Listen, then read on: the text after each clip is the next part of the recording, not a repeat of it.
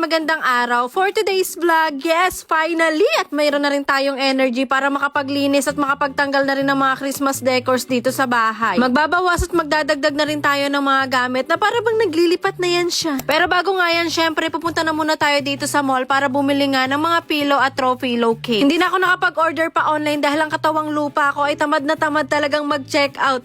Hala, true ba? And alam ko, dito sa mall, mas makakapili talaga ako ng magaganda pang design. Nag-ikot-ikot pa nga kami dito kasi baka meron pa kaming mabili. Pero mga mare, parang halos lahat yan gusto ko nang bilhin kaso hindi ko naman alam kung saan ko sila gagamitin at ilalagay pa. Pwede sa bahay nyo na lang. Hala, hindi. Meron nga akong nakita ditong bathroom mat pero ilalagay ko siya sa loob ng CR mga mare para nga hindi madulas yung floor. And after nga namin mabili lahat ng mga kailangan namin ito at nagbayad na kami kasi baka mag-twinkle-twinkle ang mga mata na yan. Sobra na ang gastos ng December kaya kailangan nating magtipid ngayon dahil meron tayong goal ngayon 2026.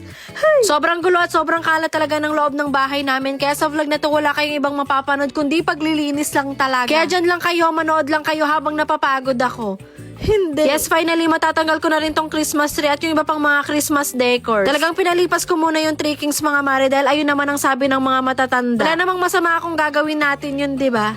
Hala. Kung gaano nga tayo kasipag mag-display at magtayo ng Christmas tree, dapat ganun tayo kasipag magligpit. Pero alam nyo ba mga mare, sa Christmas tree pa lang talaga pagod na ang katawan na yan. Pero kailangan ko na kasi itong gawin dahil parang bodega na ang bahay. Lagay ko nga lang din pala sa mga storage box para naman hindi maalikabukan at magamit pa natin next year. Alam nyo naman, sobrang bilis lang ng araw ngayon, nagliligpit lang tayo. Baka sa susunod nagtatayo na naman ulit tayo. Pero okay lang ganun talaga dahil isang beses lang naman din yung nangyayari sa loob ng isang taon. At sana ngayong taon, lahat ng mga ginastos natin ng 2025 ay bumalik sa atin ng triple. I-manifest, i-claim at i-grab natin yan at syempre kailangan din natin yan samahan ng sipag at tiyaga para naman maganda ang bunga, diba? After ko nga makapagwalis ng sahig namin ito at vacuum ko na muna itong sofa dahil lalabhan natin yan. Hindi labang ilalagay sa washing.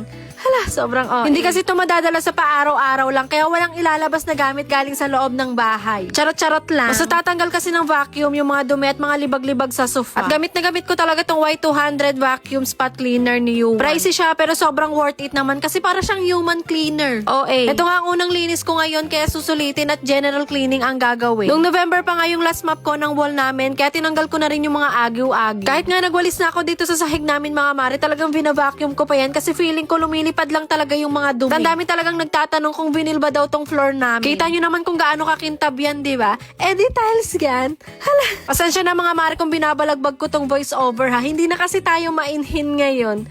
Ano tayo sa personalism, ganun din tayo sa vlog.